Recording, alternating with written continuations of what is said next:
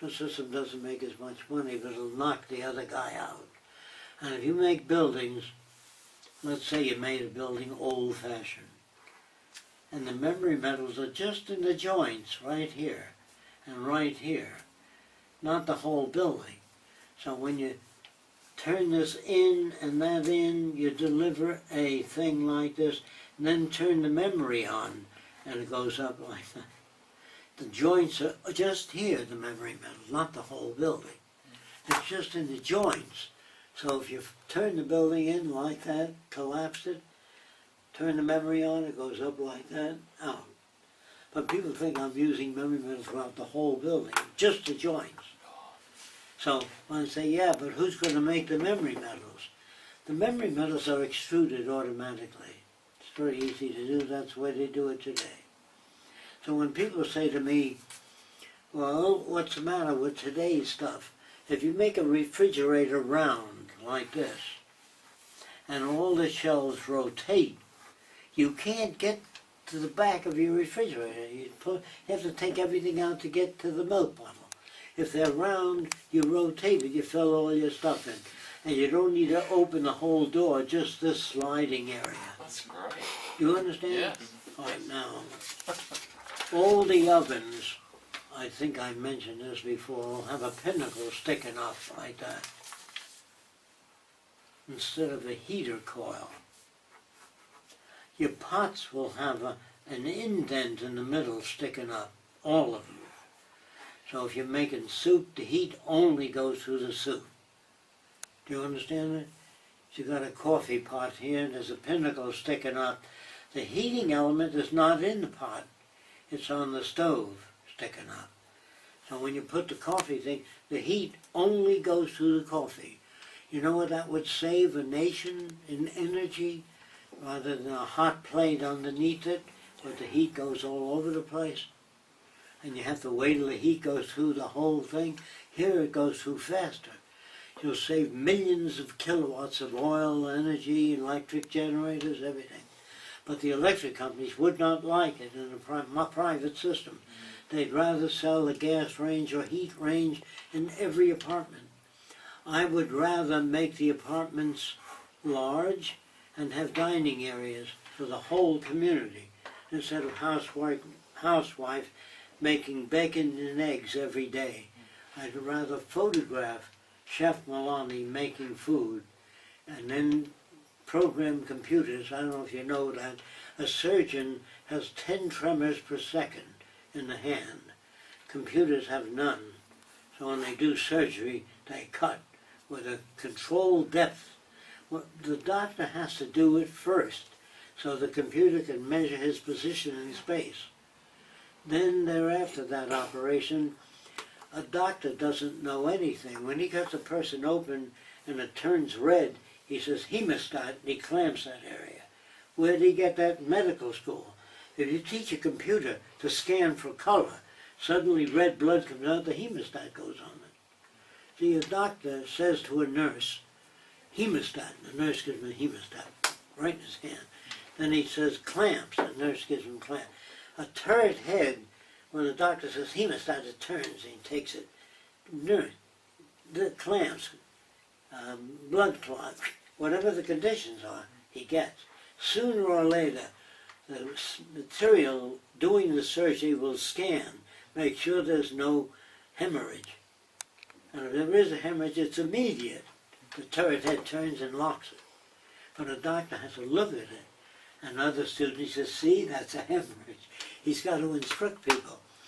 Your computer or your laptop has a lot of information, but it's just a computer. In the future, the computers will be connected to industrial processors. So the computer doesn't say things without altering the production process. When the computer is connected to machines, it can say hemostat, this, that. So we're just looking at a world where computers are connected mostly to people. In the future, they'll be connected to industry, agriculture, so you'll know what the hell's going on over the world. Right now, they talk about centralization. You know what that means? Decentralizing. Because when you have Washington, D.C. here, and this is the United States. Washington doesn't know what's going on in Florida, nor the state of Washington, nor New York. So they say we want to decentralize, but with computers connected to Washington, Oregon, Florida, Key West, you know what's going on all over the country. And since you don't have any vested interest in Florida, there's no reason to decentralize, and you got to have computers all over the place.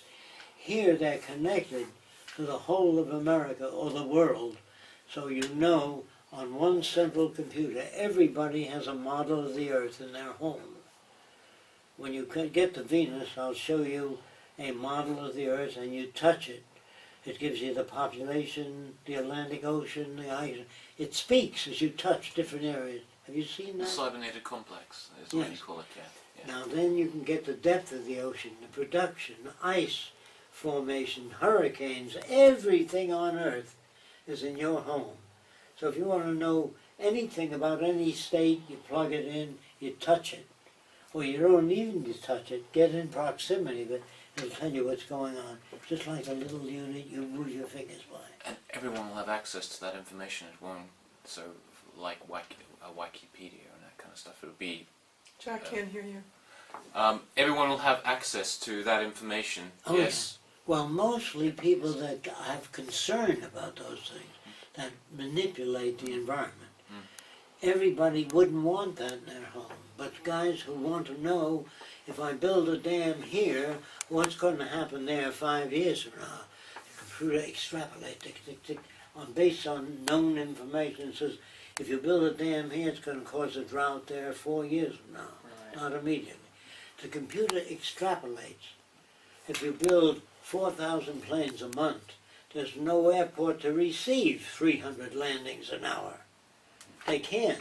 So it scans all the airports, then it tells you how many planes to build.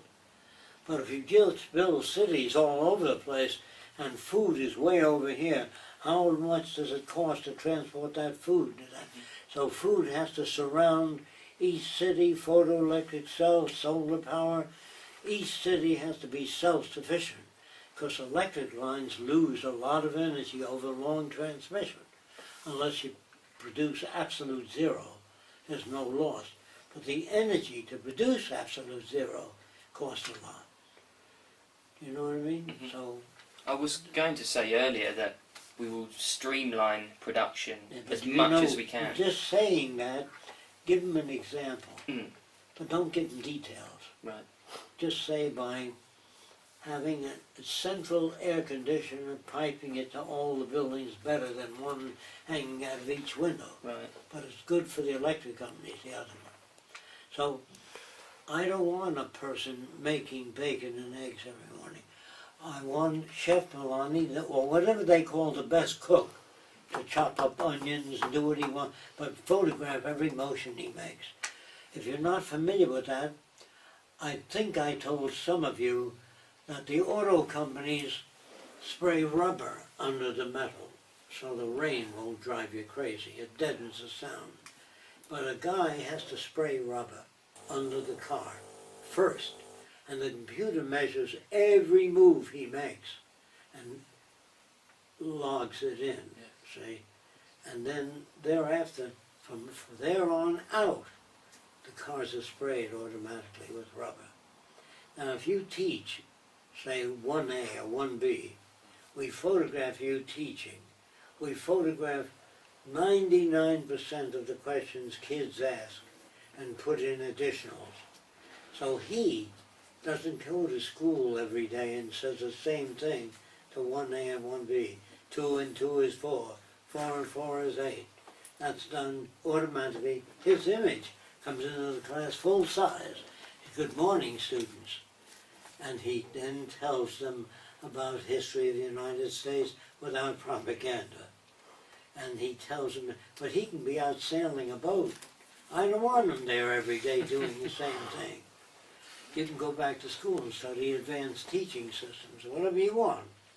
But if you do every day get in and drill holes in metal, it's the same process. We can easily automate it. Yes. Do you see this as a, for education, I mean, surely that could solve Yes, all. technical education. But right across the entire globe, if you could have the best teacher, and Photograph. yes, So he can be in 40 schools Yeah. instead of Mhm. one, yes. and put absolutely. all those kids in Africa By and getting the Madagascar best training. on a some kind of route. Maybe they do it on the computer, but they go on a. We Well- can't have good teachers go from one school to another. Yeah. It's cheaper to photograph them delivering like you're doing now. This lecture, I hope, if it's recording, will appear many places. Yes. It won't change everybody because the language is not convenient for everybody. But done on multiple levels in the future, for coal miners, members of the Ku Klux Klan, each lecture has to be by a Southerner, by a black man to the black community, by a Polish guy to Poland.